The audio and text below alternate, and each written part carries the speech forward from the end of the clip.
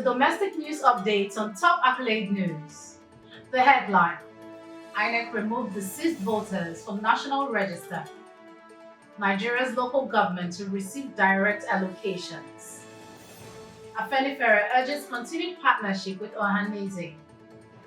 Nigeria Governors Forum supports tax reforms.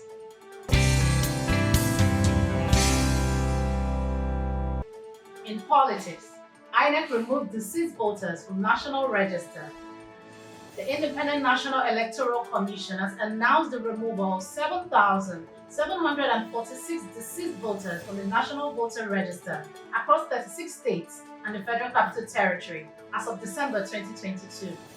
INEC's Director of Voter Education and Publicity, Victoria Etamesi, revealed this figure, emphasizing that the voter register is thoroughly cleaned before each general election. While the Commission highlighted the addition of over 12 million new registrants in 2023, challenges persist, particularly in removing deceased voters due to gaps in official death records.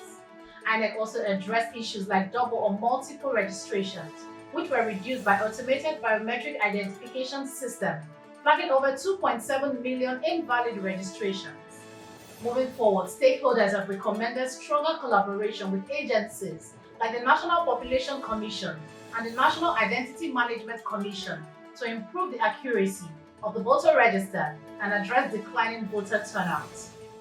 Still in politics, Nigeria's local government to receive direct allocations. Starting from the end of January, Nigeria's local government areas will begin receiving their allocation directly from the Federal Allocation Account Commission, marking a key milestone in the push for local government autonomy. This decision follows a July 2024 Supreme Court ruling which declared state control over local government funds unconstitutional. In an interview, Special Advisor to the President on Media and Public Communications, Sunday Dari, confirmed that the necessary arrangements are now in place for direct payments. The move aligns with President Bola Tinubu's commitment to upholding the ruling and ensuring greater financial independence for local governments. The presidency also stressed the importance of holding states and local governments accountable for the use of these resources. Moving on in politics, AFENIFERE urges continued partnership with OHANAEZE. The Pan-Yoruba Socio-Political Organization AFENIFERE has called on the newly elected President General of OHANAEZE Indigo, Senator John Azuta Mbata, and his Executive Council to continue their partnership with AFENIFERE in advocating for the restructuring of Nigeria. AFENIFERE emphasized the importance of working together with other regional groups such as the Middle Belt Leadership Alliance for cultural, political, and economic justice in the country. In a statement, the group highlighted the long-standing alliance between AFENIFERE and OHANAEZE, particularly in the pursuit of fair and just governance. Shifting focus to economy, Nigeria Governors Forum supports tax reforms. The Nigeria Governors Forum has reiterated its backing for a comprehensive overhaul of Nigeria's outdated tax laws, endorsing a revised value-added tax distribution formula that allocates 50% based on equality, 30% on derivation, and 20% on population. This decision follows the NGF's consultation with the Presidential Tax Reform Committee that reflects a push for fiscal stability and alignment with global best practices. While the federal government has presented 4 key tax reform bills to the National Assembly, the proposal has sparked mixed reaction, with northern leaders expressing concern, particularly about VAT provisions. The NGF also proposed no increase in VAT rates and urged the essential goods remain exempt. Despite the ongoing debate, the final decision on the reforms rests on the National Assembly. You are watching the domestic news update on Top Accolade News. Do stay with us. Still to come.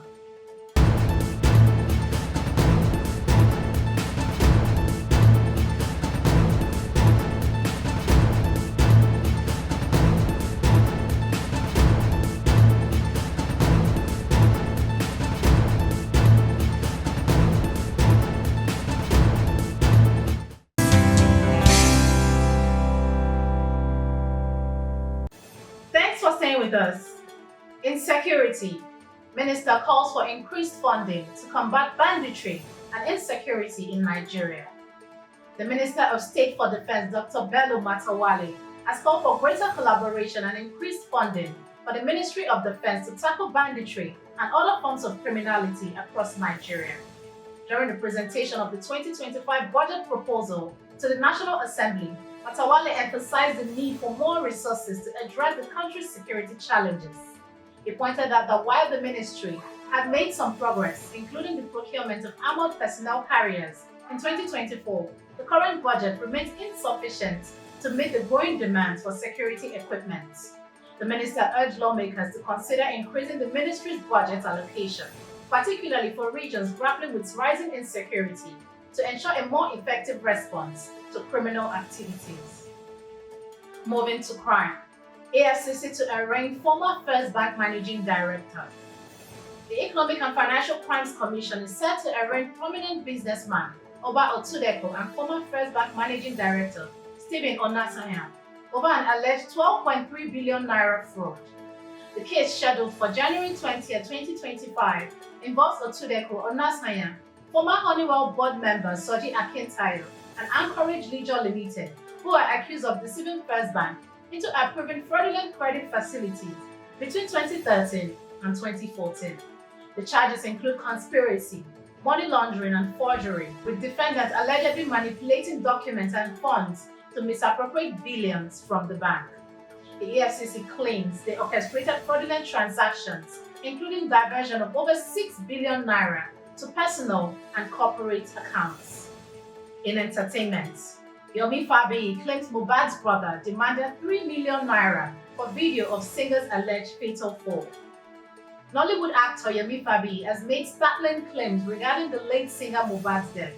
In a press conference in Lagos, FABIYI alleged that MOHBAD'S younger brother, Adura Aloba, asked him for 3 million naira in exchange for a video showing an altercation between MOHBAD and his wife, YOMI, which allegedly led to MOHBAD falling from the stairs and breaking his neck. FABIYI revealed that the video showed a violent argument, and he was initially convinced by Adura's narrative. However, after further investigation and a visit to the police, FABIYI was told that Adura might have been impersonated, raising more questions about the circumstances surrounding MOHBAD's controversial death in September 2023. Now in sports, footballer dies after collapsing during a match in Osogbo. The Osun State Police Command has confirmed the death of a 29-year-old Adeyemi Adewale, a player for Ilesha West Local Government Area football team, who collapsed during the Adeleke Memorial Club final in Osogbo. According to police spokesperson Yemisi Opalola, the incident occurred on Thursday at the Atalja School of Science football pitch. Adewale was rushed to the Osun State University Teaching Hospital, where he was confirmed dead by doctors.